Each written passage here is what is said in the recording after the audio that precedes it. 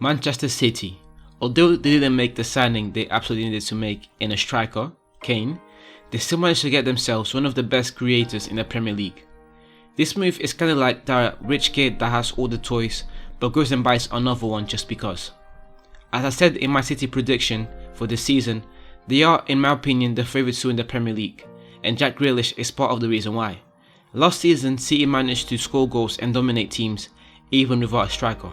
This is because of their ability to break any team down and put their players in scoring positions.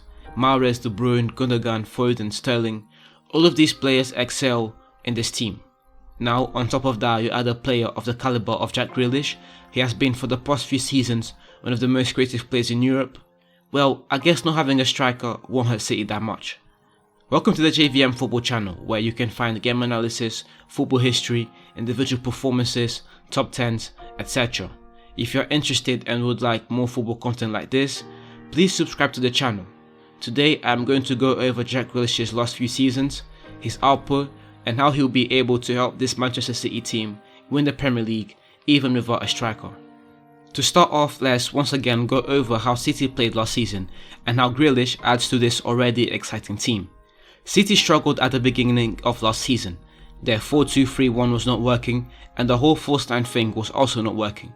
This is partly due to the fact that their strikers in Aguero and Jesus were constantly injured, so Pep, as any great manager does, adapted his system and managed to bring the best out of every player. They then shifted into a 4-3-3, which saw a lot of transition in the squad due to their depth. And this system and the depth in the team is where I think Jack Grealish will be able to come through for Manchester City.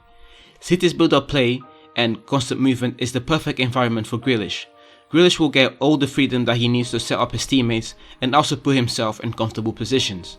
As seen last season, due to the fact that City's fullback play a crucial part in the build-up play and evolve themselves in the midfield, Grealish will be able to get off the high congestion areas and find pockets of space to do what he does best, find the open man.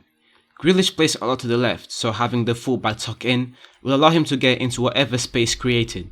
Moves like this and the interchanging that also happens up front will allow this man, who is already an elite creator even when he was in a team where he was constantly targeted by the opposition and given little to no space, to find positions and places to score.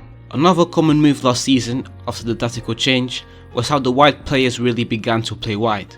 Playing more widely allowed the midfielders to get inside the box and create one-on-one situations in the wing. Grealish excels in both of these scenarios. As I said before, Grealish loves the left side of the pitch, so him sometimes interchanging with Foden or whoever else is playing there will be very interesting to watch and a nightmare to the opposition. The fast football that City play is perfect for Grealish. Now let's actually check what type of output Grealish has been producing in the last few seasons.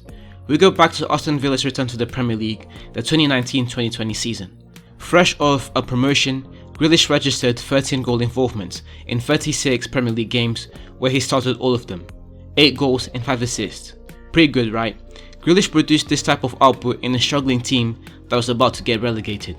Those 5 assists could easily have been 11 in a team with prolific scorers like City's. This season, Grealish averaged 2.5 key passes per game, 2.3 long balls per game with 72% conversion rate, 1.4 cheap passes per game with 65% accuracy, 2 successful dribbles per game with a 62% conversion rate. Can you imagine this type of output in a City team that already has De Bruyne, Bernardo Silva, Mahrez, Foden, Sterling, Gundogan? It will just be cheap passes everywhere, through balls left, right and centre, interchanging movements at every stage of the game. Last season, Grealish registered 16 goal involvements in 26 Premier League games, even better than what he had already produced. Grealish scored 6 and assisted 10 in a much better Villa side. His key passes per game went up to 3.2 per game, he created 14 big chances, had a pass accuracy of 83%, averaged 1.2 long balls per game and 1.2 cheap passes per game, and another 2.5 successful dribbles with a 64% conversion rate. Once again, pretty impressive. Let's also not forget about his performance at the Euros. Although he did not play half as much as he should have, Grealish still made his presence known whenever he played.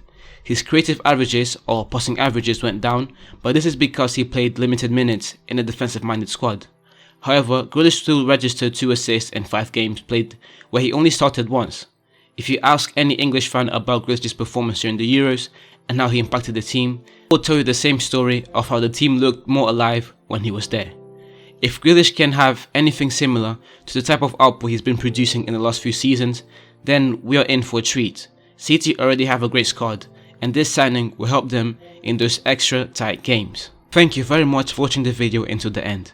If you enjoyed the video, please leave a like and subscribe to the channel for more game analysis, football history, individual performances, top 10s, etc. This is the beginning of something special, and it would mean the world to me if you subscribed and helped me to grow this channel.